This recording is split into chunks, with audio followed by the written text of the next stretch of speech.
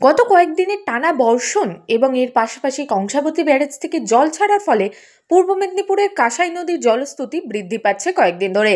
তবে আজ মঙ্গলবার সকাল থেকে কাঁসাই নদীর জলস্তর আরও বেশ কিছুটা বৃদ্ধি পেয়েছে।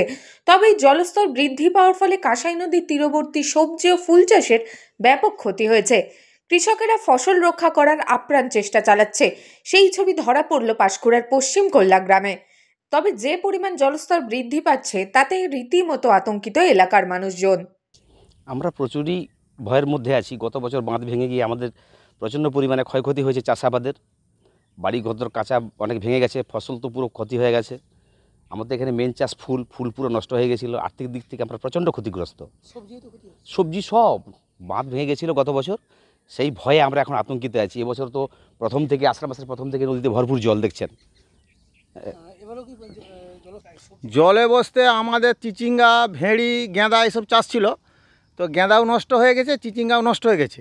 উপর সাইডে যে ভেড়ি গাছগুলো হাফ ডুবে গেছিলো, হাফ আছে, ওইগুলো মোটামুটি আছে। আমরা ওষুধ দিয়ে চেষ্টা করছি যদি কিছু পয়সা পাওয়া যায়। শেষ মুহূর্তে চেষ্টা করছি, মানে এর থেকে আরও যদি জল বেড়ে যায় নষ্ট হয়ে যাবে, জল তো ওইখানে উঠে যাবে।